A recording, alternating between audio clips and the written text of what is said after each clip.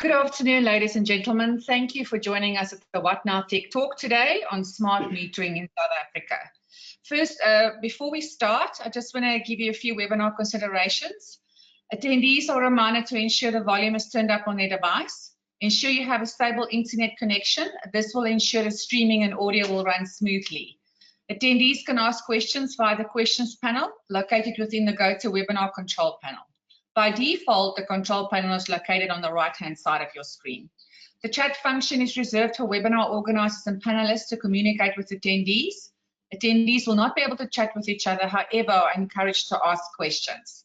A recording of the presentation will be made available on the SAIEE YouTube channel, the SAIEE TV. The recording will also be made available on the SAIEE website under the Events drop-down menu in the section Past Events and Webinars. This page is updated regularly, so ensure you check back as often as possible for new uploads and subscribe to our YouTube channel. A certificate of attendance will be issued a few weeks after this webinar once we have received the CPD validation number from EXA.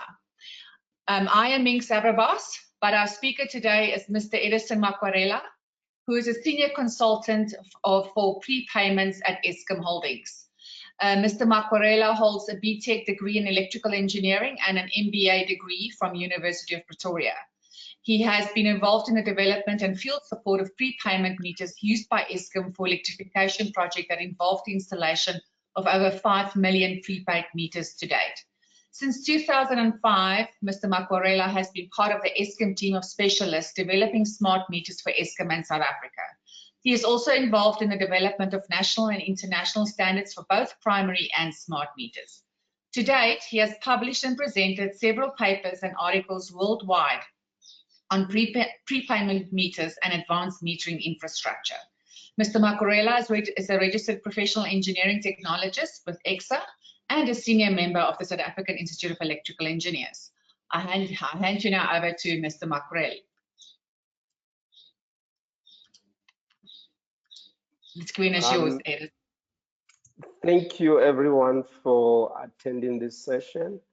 I just hope you and your family are safe during these times. And where I am, I'm safe, and I'm following all the national protocols, avoiding to go out if it's not necessary. And I actually hope you do the same. This presentation is actually a result of a paper that is actually published on What Now. If you really want the details of this whole presentation, I have actually published an article in the current issue of What Now magazine, which you can actually always refer to. Yeah, so with that introduction, let me get down to business, because I suppose some of you will still have a whole lot of questions. Today we're talking smart meters in South Africa, and some of the people who probably attend some of the sessions that I present in have seen some of the slides, but it's okay. I'll go quickly through some of them again, if you don't mind, for the benefit of those who have never seen my presentations before. So I'm just trying to get the presentation to move.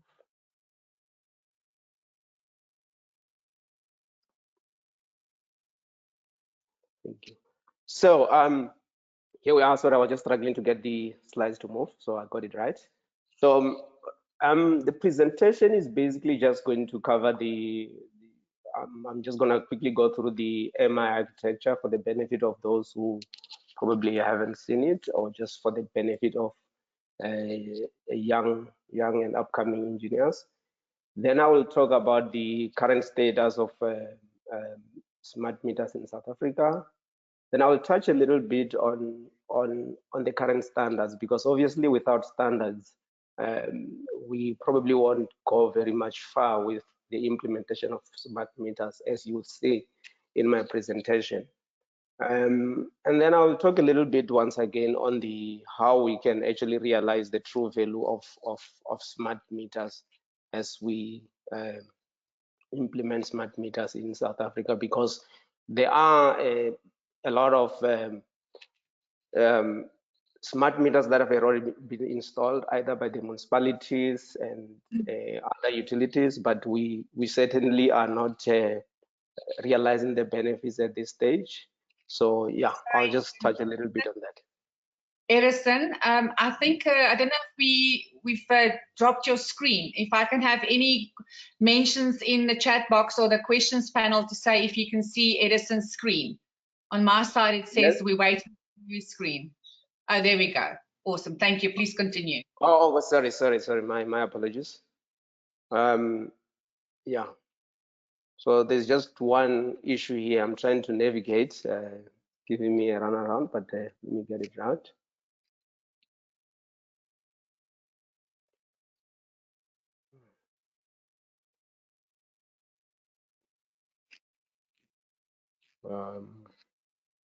You stopped sharing your screen with us. Again. Oh, okay.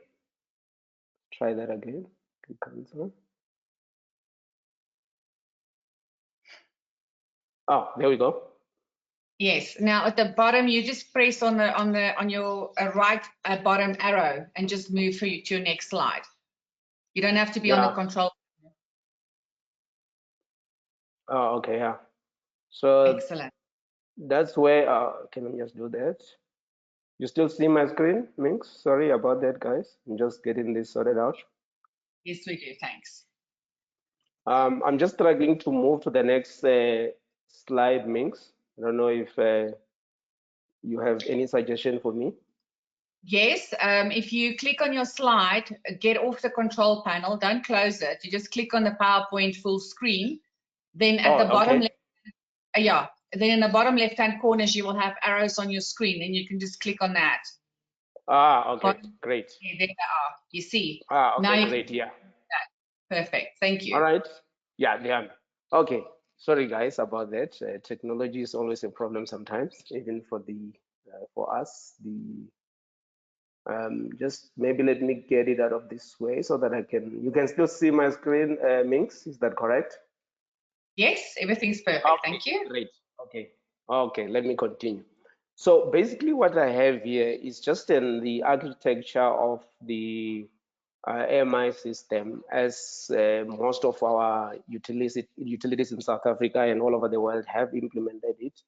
If we can just start on the left-hand side, you'll see that because these are smart meters, obviously you're going to have a customer interface unit where you're probably going to install that customer interface unit in the customer's house. Then you have a meter that you either install on the pull-top box or street kiosk. Then depending on your communication technology, then you will either have a data concentrator. In this particular case, I'm showing a PLC kind of communication technology smart meter, where the communication between the CIU and the meter is via PLC, or it can also be RF if you want to, depending on the supplier. Then you have got a data concentrator that will then collect whatever information you're getting from a number of meters. The number of meters here is mainly determined by the size of your transformer. So the bigger your transformer, the more meters you're going to have under one data concentrator. You will then relay that information to your head-end system via GSM, or it can be fiber, it can be anything you want. But in this particular case here, I've shown the fiber. There is, of course, always an option whereby you can have a point-to-point meter where you can actually just have a meter with a SIM card, and that will obviously then directly communicate to your head-end systems. Once you're done with all this, the main important part, of course, of the smart metering system will then be your MDMS, which is your data collection or data repository for your smart meters. And then that will also then have some analytics in it. And then you also want now to obviously integrate that MDMS back to your other legacy systems that you would then have in the utility. I'll talk a little bit about the MDMS as we move forward. But basically, if you don't have that particular part, you don't have that system, you're basically running, in my own view, you're running a have smart metering system. There are people who at the moment, based on the fact that their deployments are, like they don't really have a lot of meters. So basically what then they do is they use the head-end system as a mini MDMS, but that obviously has its own limitation because the head-end system is actually not designed for long-term storage. You can have something sitting there for a while, but you definitely need an MDMS if you want to move forward. If you look at the current, this particular one slide here, I've actually done it for it's mainly for Eskom, but the picture won't be different for municipalities. You will then have if you going to have your meters on prepayment mode, you will then link either the vending system to your head-end system or MDMS, depending on what your group IT is going to allow you to do. In our particular case, they insist that then it goes via the head-end, the MDMS. And then what we're saying there, or the idea of doing this, is that as your customers buy, because you already have an established network, they don't have to go and punch in the token as I've shown you in the picture. You can then just send that whole token straight to your STS meter, if that is the case, and then it's loaded. So even if the customer decides to, go home with the voucher, the printed voucher, and punch it in the meter is just going to show it as a duplicate token, and that's it. So there's no way of you being defrauded. So what I haven't shown here, it's what we call large power user meters. But if you look at this particular section here, which is a point-to-point meter, this could also represent a large power user meter, because behind all the installation, the CTVT units and whatnot, you still have a meter there. So basically, you can also use that particular leg for your large power user meters. In terms of the other system that you have in the organization, it all mainly depends on basically what you want to integrate to the system, and how far down the whole smart metering analytics you want to drill down into. So what is the actual status in the country at this stage? So if you look at South Africa, we have started installing smart meters, and it's not really a lot of them. Some municipalities have. I know eThekwini has installed some, Eskom has some, Ekurhuleni has something. So we Tshwane had something as well, but it's not really on large scale yet. So that's where we are at this stage. But during August, we had an intervention with municipalities, and then we see that a lot of them are really trying to move to smart meters. But obviously, then those plans, most of the plans were delayed due to COVID. But we'll see how it goes next year. What is also a bit of a challenge in South Africa is that there's no national plan to roll out smart meters in the country. So different utilities are going about it their own way, which is probably not good for small municipalities. But yeah, we don't have. I know of plans to approach this thing, the whole smart metering rollout, from a national point of view, but nothing has happened yet at this stage. One of the challenges, of course, in South Africa is that if you look at municipalities, basically most smaller municipalities are owing Eskom. So even the funds to roll out smart meters are very limited. So we generally have just don't have funds to roll out smart meters, especially in the municipal environment. Hence, maybe the idea of a national rollout plan is a good idea, because then you can have these funds centralized, or either by treasury or local government, to assist municipalities to roll out smart meters. The one other concern as well that we have picked up is that the current meters are largely based on proprietary products. And now that's not really a good thing, because going forward, you may actually be forced to remove those meters if you then start implementing open protocol kind of systems and other meters. So that for me is a very, very, very serious challenge. It could be that you're sitting with a meter where, in terms of functionality, you probably can't add more functionality, or whatever is been implemented there is not really what, for example, we're defining in NRS 049. So that for me it's a big challenge. But we'll see how it goes when we start the full rollout. But my view is that some of them, especially the municipalities that rolled out some of the meters a bit earlier, they may have to ring fence those and move on with new technology. And as and when those meters that were installed a bit earlier fail, then they can replace them. The current standard that we have, NRS 049 for smart meters, we just need to firm it up. We need to finalize it. It's not firmed up as far as or we would want to see it, but there is work in progress regarding that to actually firm up that particular standard. What we also picking up from both the municipalities and Eskom and the other metros is that we haven't really realized the true value of AMI or smart meters. But because there's limited data analytics, we probably never really installed the MDMS, and maybe in most cases the smart metering system is not fully integrated to the rest of the systems in the organization. There is, of course, a perception that smart meters are very expensive. Mainly because the utilities that started with smart meters at that time, they were a bit expensive, but we're starting to see the prices of those meters going down, meaning that that will make way for even smaller municipalities to actually roll out smart meters. Of particular concern as well is the data costs in South Africa. As you may be aware, there's no way you can run this whole system without a telecommunication network. So if we still have this high data cost, then it may be very much unattractive for some of the smaller municipalities, because then the operational cost will be a bit high, and that's something that we're trying to see how best we can address it.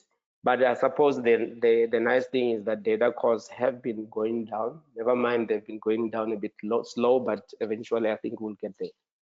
We have realized that we also don't have a whole lot of skills in terms of smart metering or AMI in general nationally. So that is one challenge that we need to address.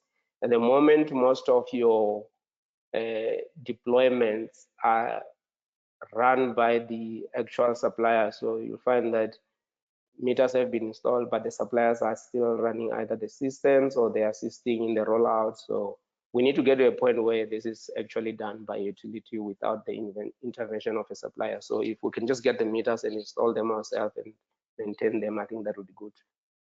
The last thing that is also a little bit of a challenge for South Africa is that the smart meters are designated by the DTI. So if you're using smart meter or buying smart meters, especially if you are a state-owned entity, you need to make sure that those meters have 50% local content. So needless to say, we don't really have a whole lot of those manufacturers in the country who are actually producing smart meters. So it's okay now when we're buying a few, but it may be a challenge when we start buying a whole lot of meters, especially if the demand for those smart meters is coming from different angles. But it could be that maybe the suppliers will up their capacity and be able to deliver as per the requirements of all the utilities in South Africa. So that's just what we have at this stage. Now, I did one of the things that is forcing us to actually I always say that we probably have waited a bit long to start implementing smart meters as opposed to maybe Europe and the US and the likes. But if you look at your energy space, although I'm not going to dwell too much on that, we talk about digitization, smart grid, distributed generations. We're seeing a whole lot of businesses now starting to put up solar panels, and they do want to integrate back to our network. If you go to municipalities, they're talking about smart cities. We're talking about 4IR, decarbonization, and globalization. So if you look at all those things, just by looking at this particular block here, you can already see that that really pushes a utility to go straight to smart meters. But on the other side, what we've been picking up was that the prices, the cost of a smart meter and a basic meter, those costs are actually converging in such a way that I don't see in the next coming year or two, I don't see a lot of suppliers still offering the basic meters that we're using, because even the current basic meters, to me, they are more smarter than what we used to have maybe some 5 years ago. So in terms of functionality as well, you really just moving towards smart meters. So basically, I think what I'm saying is that there's no way you're gonna avoid smart meters going forward. My view is that suppliers will just offer you a smart meter as a basic meter and give you and then you can then decide if you really want to use it as a full smart meter or as just a basic meter. But obviously, from different utilities, for utilities, it won't make sense to actually have a smart meter that you're not benefiting from if you have just bought it for the same price of a basic meter. Why would you not want to then integrate this with the rest of your system, considering the benefits that goes along with smart meters? So this, what I'm showing here, is something that has actually pushed us such that we therefore do not really have much of a choice going forward. And I said, in 2 years' time, you probably won't have the basic split meters as we know them at this stage. So you will then be forced to just have a smart meter, and you probably will just use it as a basic meter if that's what you want to do. Okay. I did, in my earlier, I talked about the firming up of the standards. This is just a summary of what we've done on NRS 049 to make sure that at least that particular standard is used. So that work, it's ongoing. We do hope that by sometime early next year, we then can actually publish the final version of the document that the municipalities can use. Now, one of the things in terms of firming up standards is that you also need to agree in terms of the protocols that we're going to use, because if you look at the current version of NRS 049, we had quite a number of options, but we're narrowing it down to fewer options simply because either some options do not have a certification body, some options maybe are no longer really as developing as we thought they would, and then we narrow it down to what we think we can maybe the utilities will use. So in essence, how this development of NRS 049 assist even the smaller municipalities and who probably don't have a municipality that doesn't have a whole lot of resources to actually write your specifications, like do the evaluation. So if you have your standards firmed up, they can just pull out whatever part of the standard that they want to use and use that particular one. You will see that what we had a very thin version of the head-end system in the current version of NRS 049, but then we decided to make that a separate part where the municipalities can also just, and even Eskom, use that when they're issuing different tenders. So it is a bigger document than what we used to have. What we don't have at this stage is the MDMS requirements. They're not included in the current versions or even in the draft that we're doing, but there is plans now to obviously have a little part there, even if it's just a guide for utilities and municipalities to actually go for that they can use when they actually procure an MDMS. If you look on this side, I won't spend much time on it, but these are just the different standards that we apply on the different parts of this of NRS 049.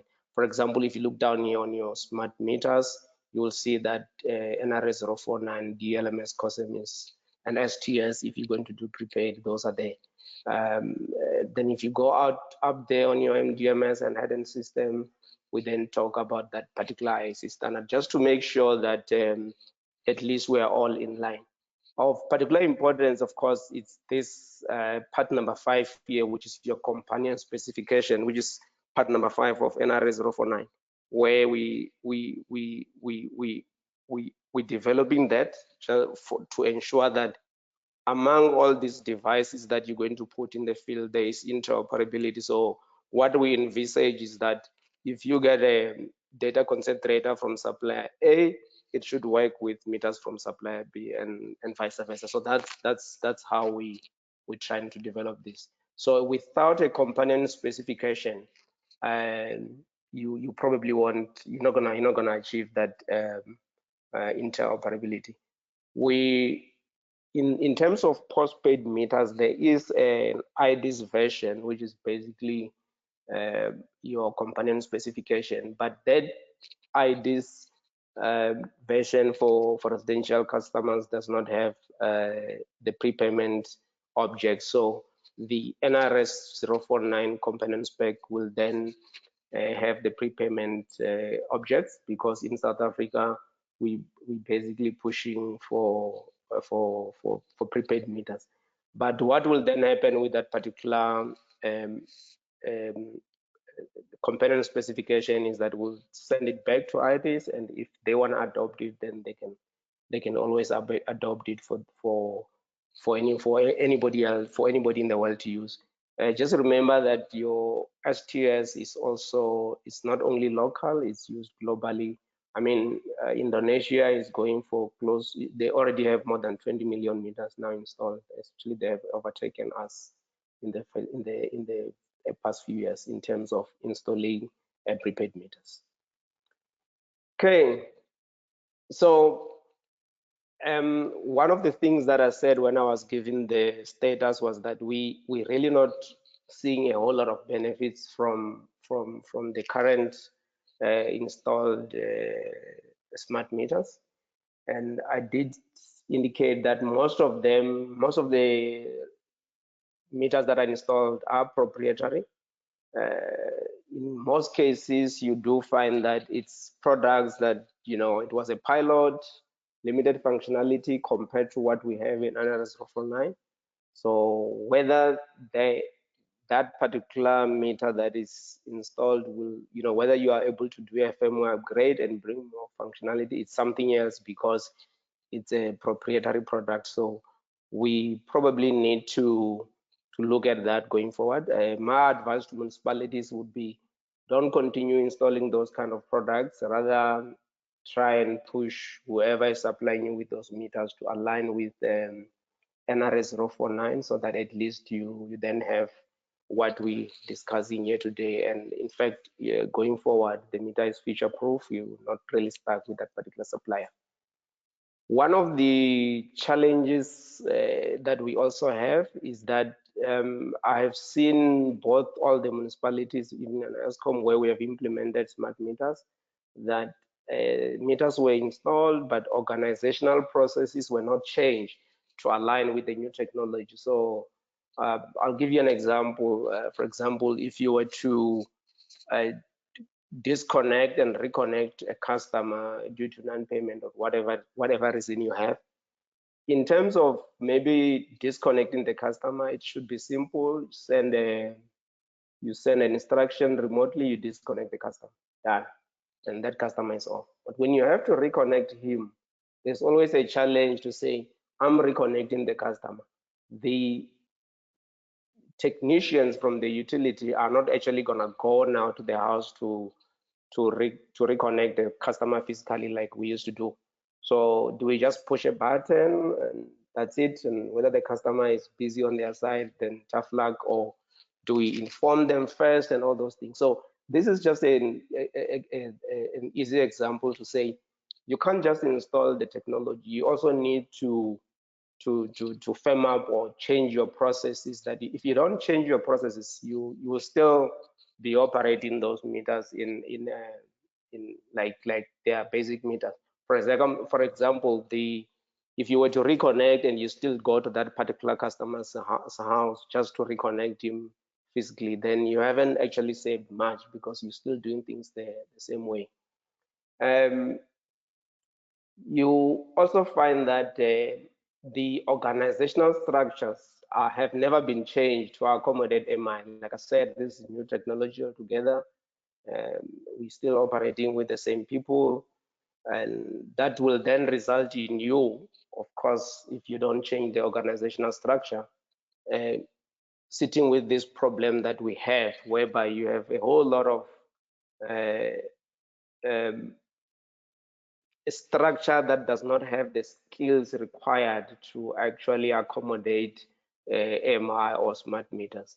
We have seen a situation whereby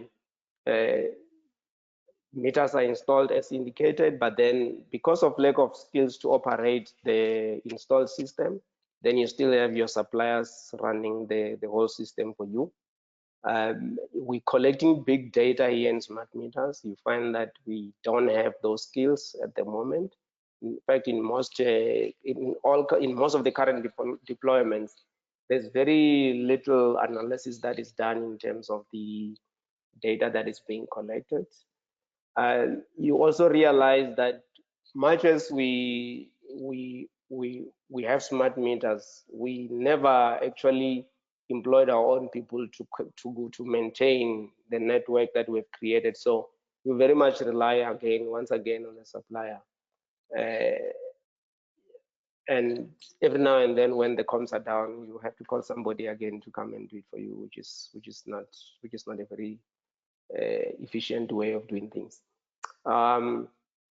In terms of support, yes, you will always have your support and maintenance. You will always have your suppliers maybe doing your second line kind of support and maintenance. But first line maintenance and support, I think that should actually be part of that should be done by the utility itself. But what is happening at the moment is that because we didn't train our people, whoever installed the meters is actually running that whole lot for you. Of particular importance is the fact that you still have areas where the telecommunication network is very poor, or maybe a proper assessment was not done in terms of the technology that is going to be deployed. I have seen in one particular area where this now were basic meters, but split meters where a whole lot of RF basic split meters were installed in a street kiosk. Now everybody in that particular area needs to basically just go out a little bit from the house, stand on the street and try to punch in the tokens when they want to recharge their meters. We have seen where we have done, where we have installed meters, areas where no matter what you do, you just have a black spot there where your comms is literally just not that good. So those kind of assessments or audits need to be done.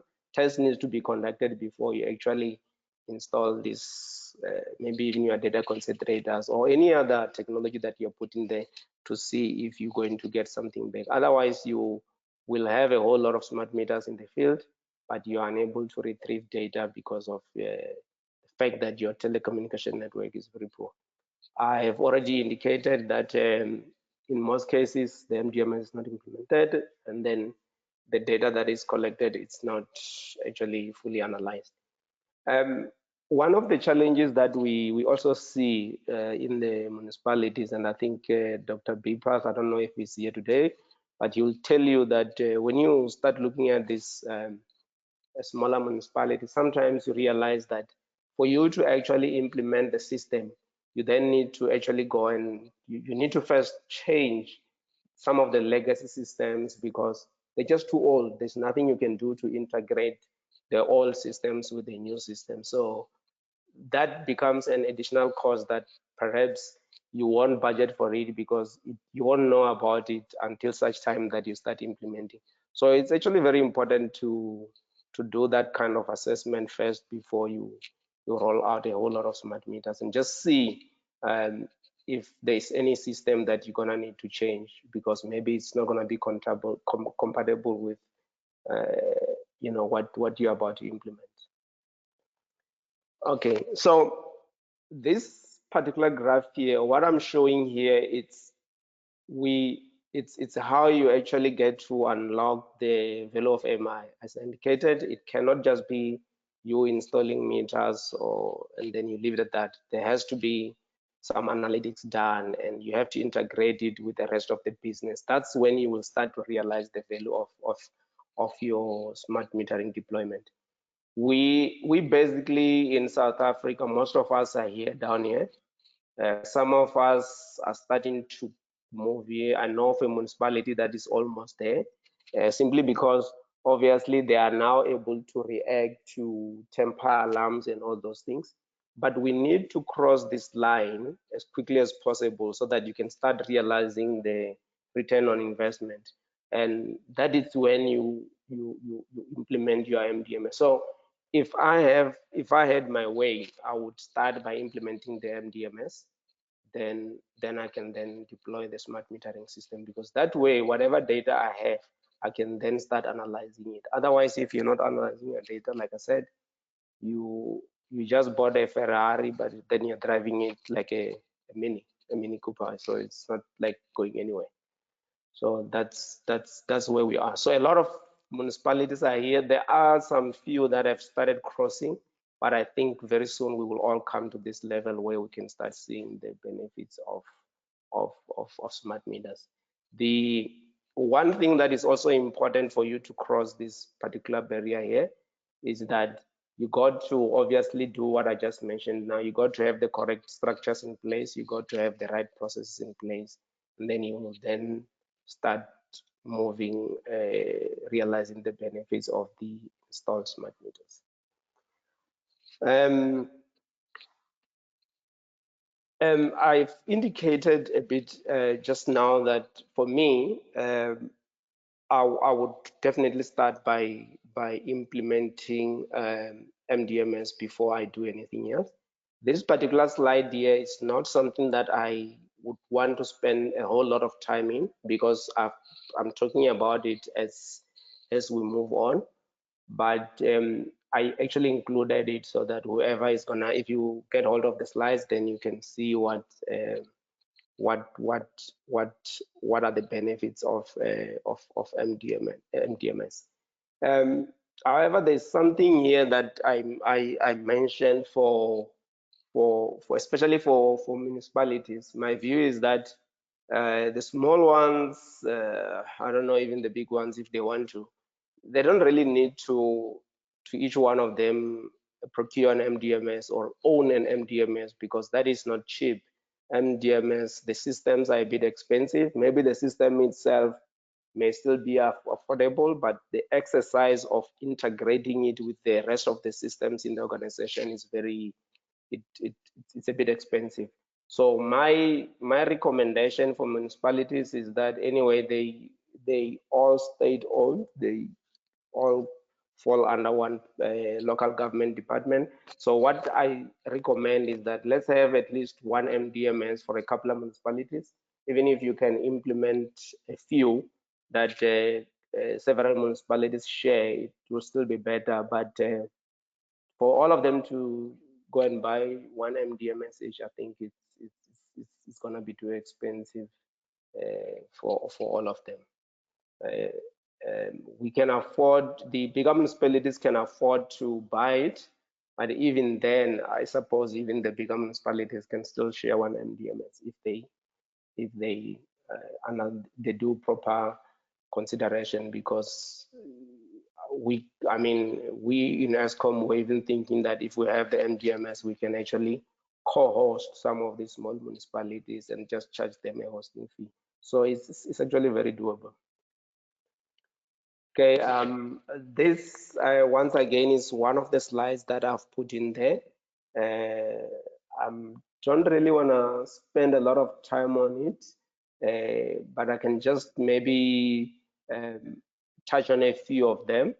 There's a whole lot of things that you can actually implement to leverage your whole MI investment. What in particular I think in our particular case is very important. It's where you start now to realize that by just installing smart meters there, you are already able to see you're already able to see your LV network, and a lot of your if you look at Eskom and municipalities and even the big metros in South Africa, we haven't really implemented smart grids in distribution. So just because the smart meter is at the end of your network, you are then able to see if you do a proper configuration, and I think I have a slide on that. If you capture the correct data, and when you actually installing your smart meters, you spend time linking all these meters to the correct equipment in the field, then it's very easy to see that, for example, when the network is down, you can see if the issue is just one phase, or the issue is just one transformer, or is the whole area. But you have to take that time to actually capture the data correctly during installation. One of the things that we are trying to implement as well is that based on the pilot that we have in Eskom, is that we realize that you can actually, instead of just cutting off all the customers when you have to load shed, you can then just load limit them. For example, most of your residential customers are sitting at 80 amps in terms of power limit. So if you can take those customers down to about 10 or 20, you don't necessarily have to cut them off, but maybe you can still achieve what you want to get out of the network to avoid load shedding. And then at least everybody's happy. The customers will still have something. They can have lights or few lights. They can watch their TV. They can actually use their computers without a total blackout. So those are the things that we're looking at and say, if we can then install smart meters, then maybe a whole lot of our problems can be sorted out. Needless to say, you can also have a situation whereby your customers, because now they are also active participants in terms of their consumption, they can then tell you exactly, they can decide when to take off what, because obviously they are seeing it. They'll be having a display unit in their house to can actually see how the consumption is at any given stage. In fact, if you want to, you can also have a situation whereby their consumption, they can actually have that on their mobile devices, and they can see what the consumption is at any given time if they want to.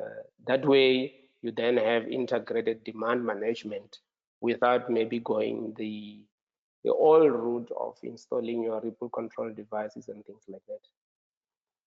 Okay, I just mentioned now that when you install smart meters, especially if you're doing it for the first time, it's very important that you really capture the data correctly. So here, what I've done is I've indicated that you will have a utility, maybe a utility name. If you, in case when I did this particular slide, I had in mind utilities that are sharing maybe one MDM, smaller municipalities, that maybe you can just have a region if you have a region, or is this, yeah, you can go down to the area, can have your distribution line, transformer number, and then the DC.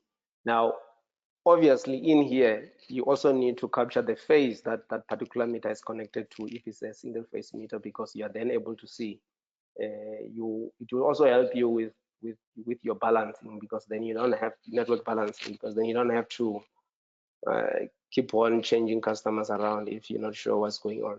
You will be able to see that from your system. Then I've mentioned a whole lot of other things that I think are also important. your meter details, your GPS coordinates of exactly the point where you're installing the meter. And you also want to get your customers' contact numbers. I know a lot of utilities have, but customers change this, especially the people in prepaid, using prepaid numbers, change their numbers all the time. So you want to take the latest details. But I always say that for you to be able to get this right, you have to show some value to the customer, because why am I giving you my number all the time when you come to my house? So if you are able to send him some usage info or consumption information to his particular mobile number, perhaps customers won't mind giving you their phone numbers. But also, if you are able to use, for example, in a situation where the customer has a smartphone, you can then also make sure that when they buy electricity, they are able to do that via their smartphone, or they can control some of the whatever it is that they can control in their house via the very same smartphone that they have, if you do link it to your smart metering system.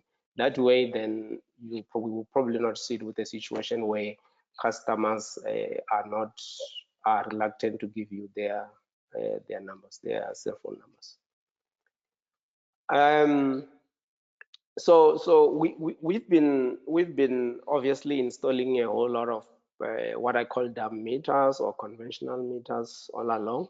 So in terms of going forward, when we move to the smart metering era, there are certain things that we need to consider. Obviously, the first one, which is not avoidable, is your operational costs, because now your meters are online all the time. You have your telecommunication cost, you've got license fees for systems and support and maintenance contracts. So that we can't run away from. So we in particular, I think the telecommunication cost, it's something that we really need to consider going forward, because that will not disappear. It will be the order of the day. You're gonna have those telecommunication costs. All the meters that we've been installing so far, we never had a data concentrator or network gateway. So it's very easy to, to think that you're going to install, say, 100,000 meters, but then you forget the DCs that need to go with those smart meters if you're going to go the DC route. So that has to be catered for. I also talk about the guarantees for your field equipment, because you don't want to install something today and then after a year you are told that yeah, well, your warranty period was only 1 year. So in our particular case, we have looked at we insisted on the warranty period of about 5 years for your meters, your data concentrators, and CIUs, so that if we go like scale roll out, we don't have to actually pay to replace a meter that has failed maybe just over within a year after you have installed that particular meter. It probably does push the cost of a meter a little bit higher, but it's worth it, because then you don't necessarily have to fix failed meters for a period of at least 5 years. Yeah. It's also important to ensure that there is, I indicated that some of your proprietary products, you realize that, or the meters that are installed, you realize that actually you probably can't do a firmware upgrade. If you can do a firmware upgrade, it's limited, and we'll need firmware upgrades going forward. But I think what is also important is, will that be free, or is going to come at a cost? So it's something that we need to agree with the suppliers upfront. And I think what is also important is who initiate this request, because as a utility, you might want to add few functionalities going forward. Will they charge you for that, or is it for free? Because if a supplier comes with his own upgrades, definitely he will give that to you for free. But yeah, if you initiate something, they might charge you. So there must just be that particular agreement. And I also suggest that if you're going to do firmware upgrades, you need to have a a way of controlling those firmware upgrades. They must be properly approved, because, and in terms of who does the firmware upgrade on the meters that are in the field, must also be very much controlled, because you don't want to sit with meters that have just frozen because the firmware upgrade was not fully completed or something went wrong during the firmware. The other cost that we're going to see as well is the storage cost. We talk about the MDMS, but you'll see that much as you can also include it as license fees. If you're going to own an MDMS, there will be some additional costs there in terms of where do you house this MDMS, how many, what type of servers do you have, and all those things. What we also need to be aware of that is that there could be hardware upgrades, but what I always recommend is that you need to try and avoid hardware cost as much as possible, because hardware costs are expensive. You basically going to add something to the meter that is in the field which does not really work very well. So hardware costs, if they can be avoided, let's avoid them, and let's just deal with firmware upgrades. So all this will obviously need that you will still need to have a very good working relationship with your supplier. In fact, I suggest that we look at maybe a 10-year agreement to say, look, if you give me a meter for the next coming 10 years, we can always come back to you if we need upgrades and all those things. Otherwise, then we'll sit with meters that we can't do much about, except just to replace them and buy new meters. Okay. So I was, after all this, I looked at, I was thinking about what is it that maybe we need to do differently, or to look at immediately, to ensure that when we roll out these smart meters, we know at least we're not going to find ourselves in a position where we are in at the moment, where we're not realizing what the benefits are. So I think on top of my list, of course, is that we really need to complete that that NRS 049, let it be completed, and let it be the South African standard that we can actually use for smart meters. Everybody's, all the municipalities or utilities then should then follow that particular standard. I did indicate that one of the things that we neglected was the user requirements specification for the MDMS. We need to complete that as quickly as possible, if at all possible, maybe by next year, so that before June, so that at least even those small municipalities are able to use that particular document. We also need to compile a code of practice for smart metering systems. So we looked at the current code, SANS 474, which is the current code of practice for metering. It doesn't have a lot on smart meters, because obviously the focus was more on your current meters that we have in South Africa.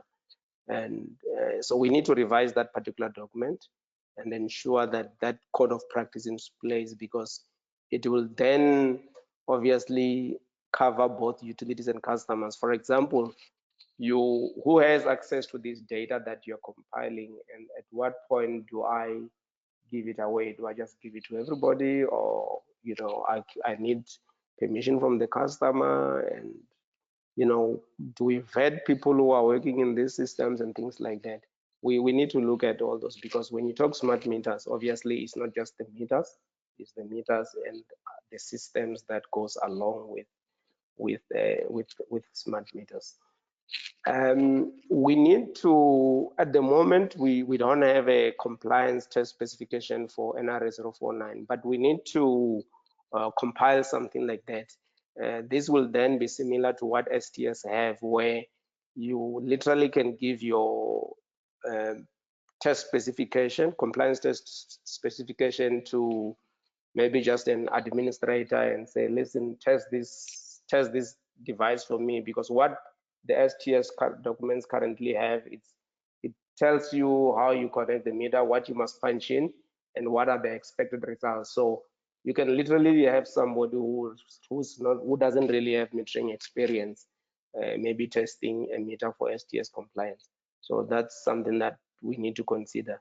But that for me will assist municipalities in terms of when they do evaluations to see if the products that they're being offered really comply with NRS 049. We need to establish a DLSM COSEM test house in Africa or in South Africa for that particular matter, because as new products come in, we also want to test these meters as quickly as possible so that we can roll them out. If we're still going to rely on taking the meters to Europe, it's going to take us a while. And especially if really we follow the DTI route of trying to have smart meters manufactured locally, then that whole test house will become a little bit, it will become very important.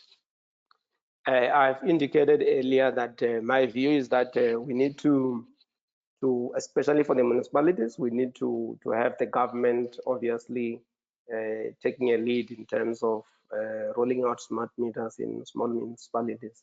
If we just leave it for them to roll out, we probably won't progress very well. As I've indicated, there's a whole lot of skills that we don't have in that particular environment in terms of rolling out smart meters. I've indicated that I still believe that municipalities must share one MDMS. It doesn't necessarily have to be one MDMS for all municipalities, but we don't have to buy, I don't know how many municipalities we have, but if we have in South Africa 200 municipalities, we don't have to buy 200 MDMSs. We can just have most of them actually sharing those, the MDMS. We need to develop an accreditable AMI training course, whether we do it through the South African Institute of Electrical Engineers or we get another body to do it, but we got to get that particular course in place and have trainers that are obviously will then we can also accredit in such a way that when you work on these meters, at least we know you have undergone this training. Now, of course, the different utilities at the moment are going about it different ways. We get suppliers to maybe train a few people in the organization, but there are no certificates or anything to say this guy is really competent. So what I'm talking about here is where a person gets a certificate to say he is competent to work on smart meters. We need to also ensure that the meters that we have are future-proofed. So proprietary meters that we have, maybe not so much future-proof because you're relying on that particular supplier for upgrades. And in most cases, what will happen is that they'll just come and replace your current meters with new meters. So we need to start looking at removable communication model, such that if I have, for example, a PLC meter and I realize that I'm not happy with a PLC meter, I need to just remove that communication module and put an RF module, and then everything should just work fine. We need to have open protocols and standards. Anything that is proprietary obviously is a no-no, because that obviously will not even, you will not get close to the idea of having an interoperable and interchangeable system. So we need to really stay away from the from proprietary products. In terms of the interoperability, again, I think we also need to start looking at a way of interfaces between the different protocols that we have, because what the challenge that we have at the moment is that, for example, if you buy OSGP meters, you start with OSGP meters, you're not going to bring in your DLMS COSEM kind of meters there. So my suggestion here is that much as you can buy an OSGP meter or DLSM COSEM or meters and more, we need to move to a point whereby somehow these different protocols can coexist in one utility without the need to actually just remove the other. So I know this is still a long way to come because most of the bodies, standardization bodies, are still sticking to their protocols, but I think we need to get to that level. Of particular importance is that it's not just a matter of installing the meter. We also need to look on the other critical side of smart metering system, which is the communication network. So these communication technologies, of course, they are forever evolving. I mean, just some few years back, we were all excited about 4G. Now we're all talking about 5G. If you look at many of your households now, they have embraced fiber. So we need to actually maybe also try and in whatever we do, make sure that we understand how the communication technologies are evolving and embrace them and harness them and use those for our smart meters, because it probably won't make much sense to still have for example, a GSM or GPRS or G3, G4, 4G kind of meter if every household has got fiber. So you might want to latch on that fiber and actually use it going forward as opposed to GSM. Okay, thank you. I think that's my story for today. Thank you.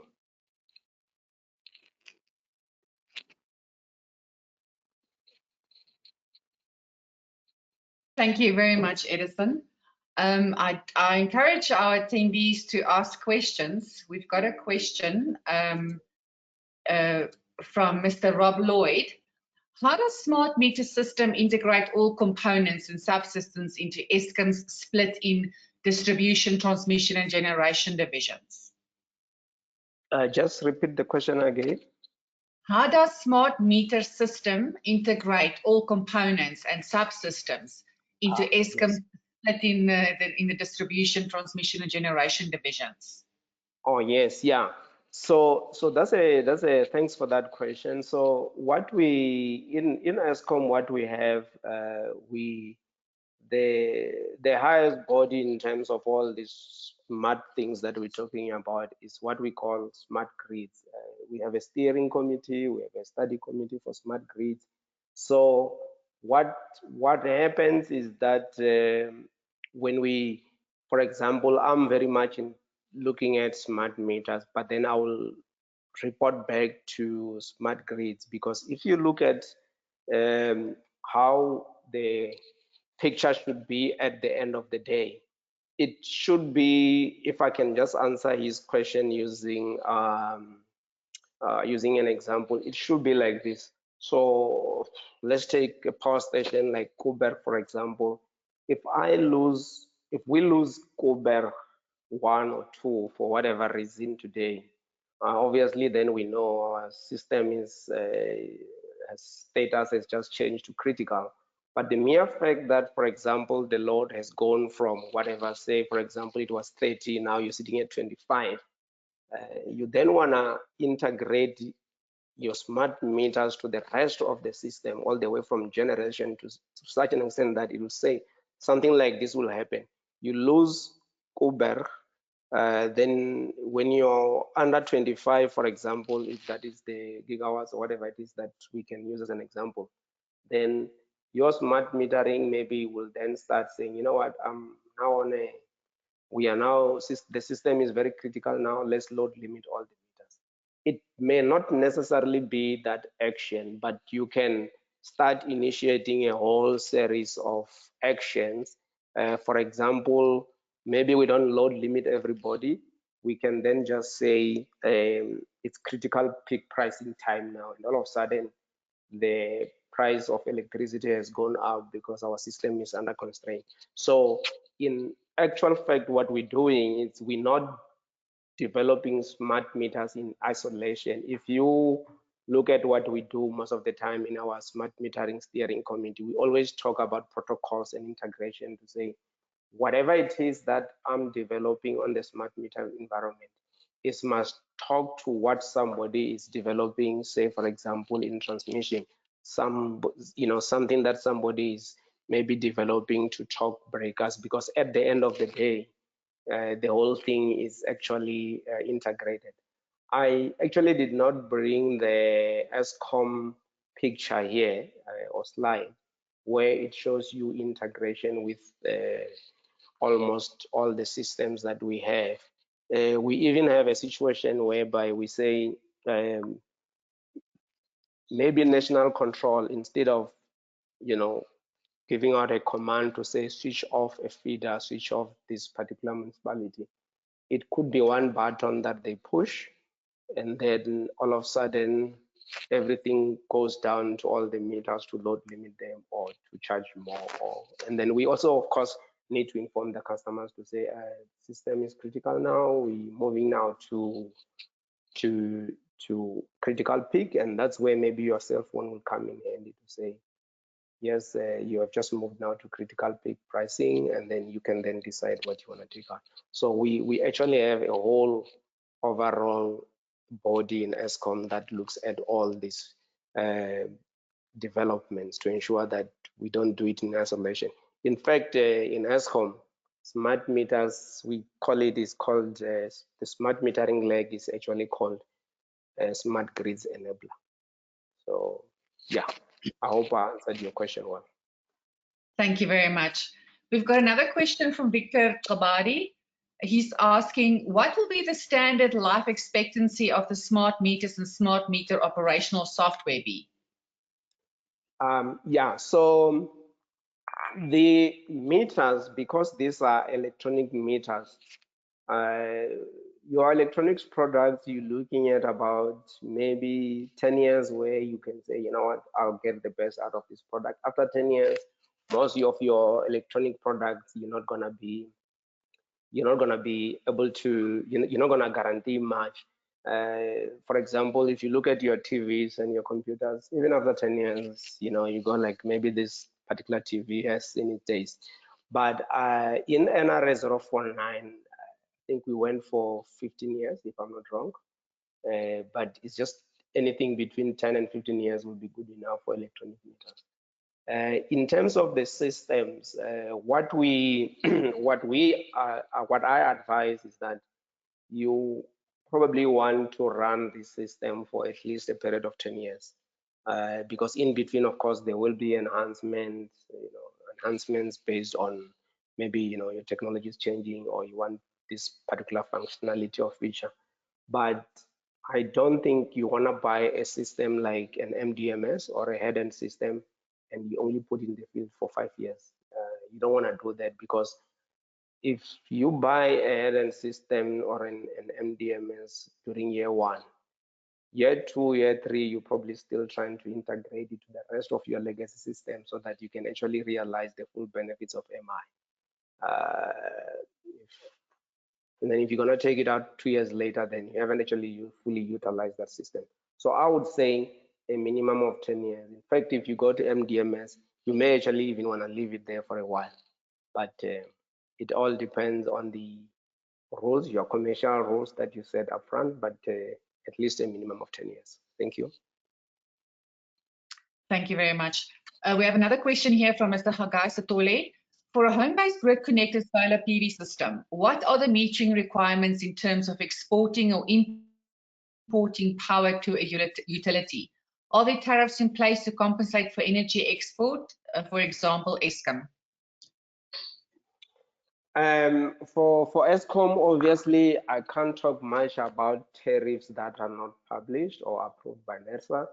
But what we have done for the current smart meters, obviously the current, if you look at NRS 049, it was designed, it was actually compiled with export import in mind. So basically, the NRS 049 meters or the current smart meters, if they have followed NRS 049, you've got 2 options.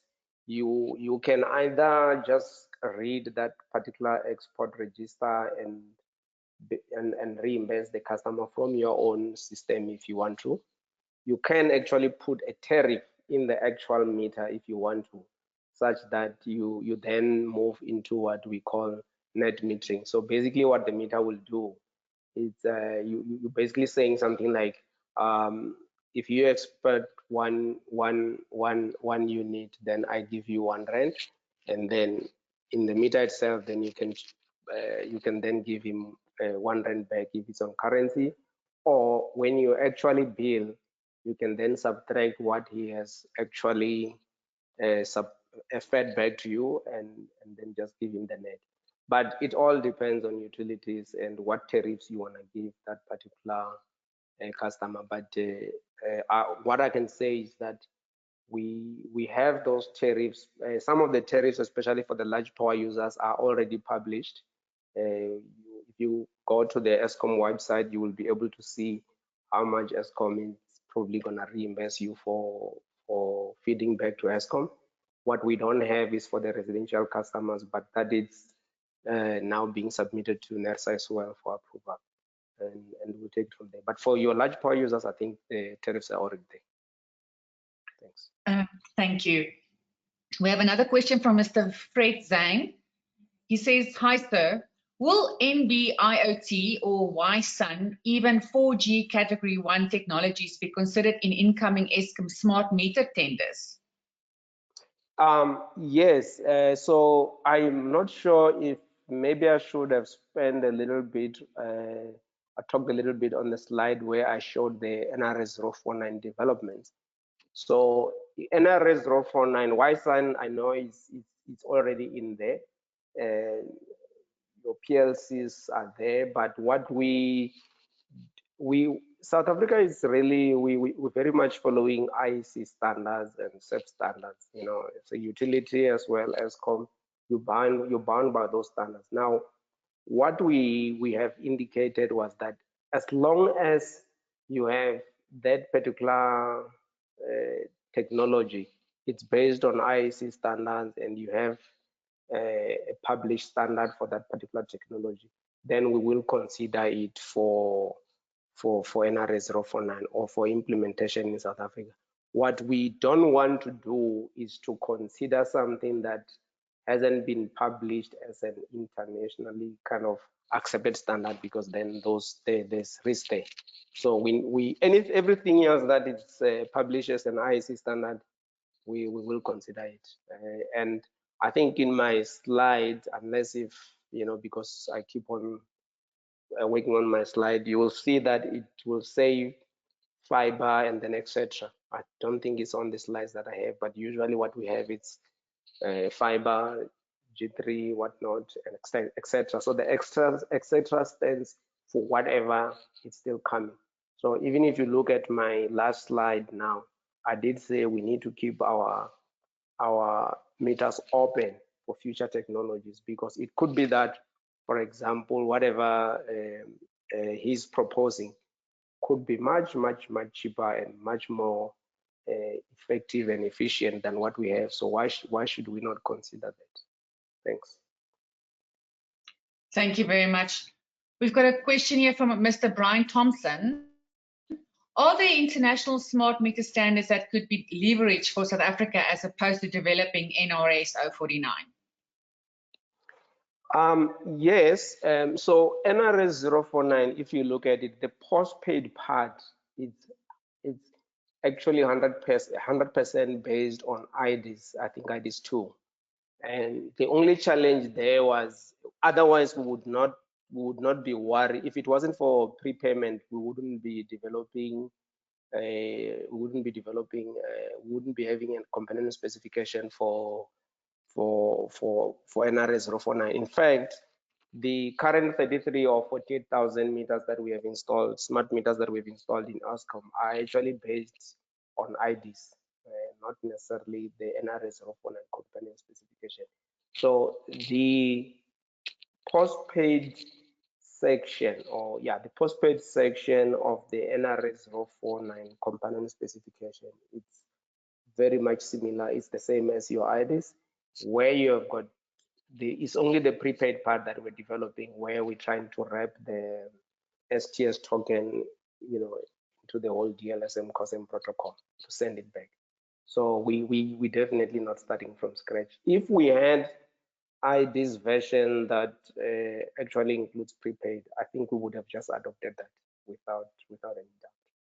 Thanks. Thank you. Another question from Mr. Victor Tabari is, what is the most costing elements of smart meter system implementations?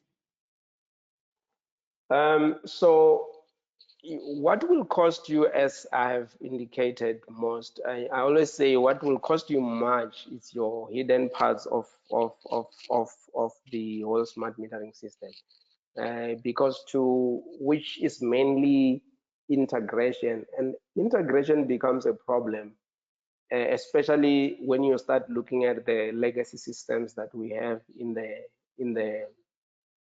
all the utilities, including Eskom.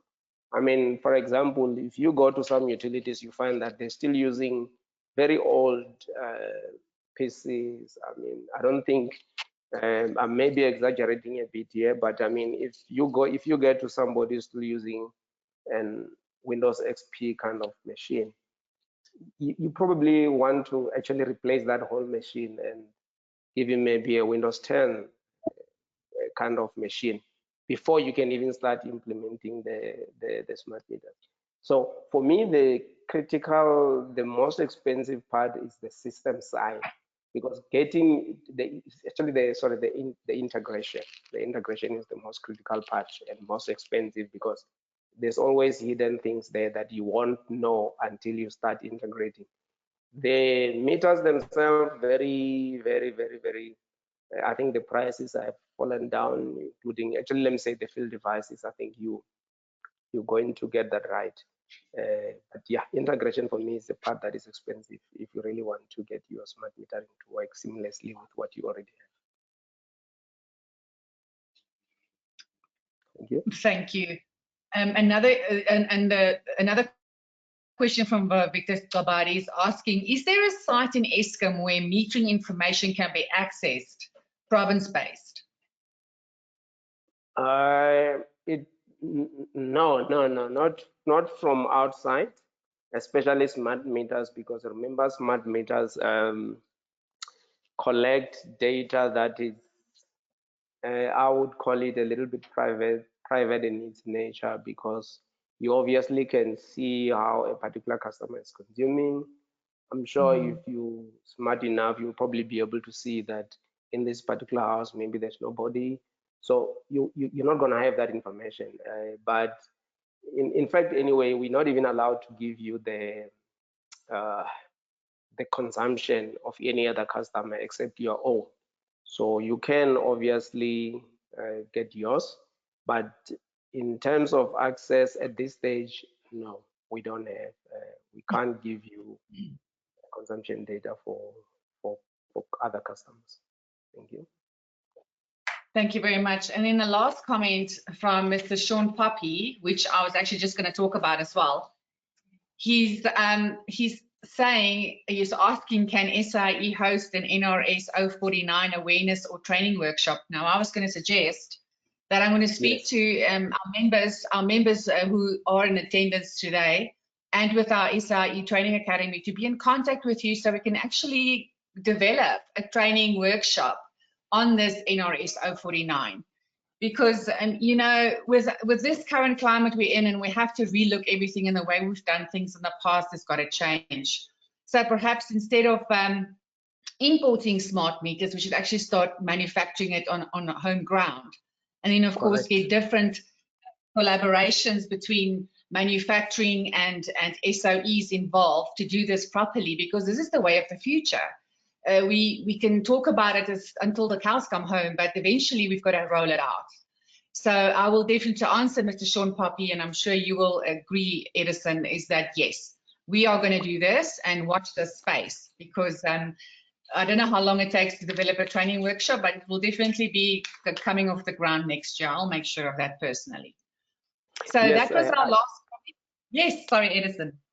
Yes, I agree with you 100%. I would actually be surprised if Sean was asking me a question, because we work together. But yes, I indicated to you that we had a workshop, I think it was August, But even that particular workshop that we organized on our own based from the NRS point of view, but we did realize that interventions like this are very, very, very much required. And in fact, it's not a mistake that I mentioned training there, because I think SAIEE will play a role going forward in terms of ensuring that we drive this kind of awareness and training going forward. Thanks. Excellent. We'll get you as the lecturer, or you can appoint someone to be the lecturer, which will be wonderful.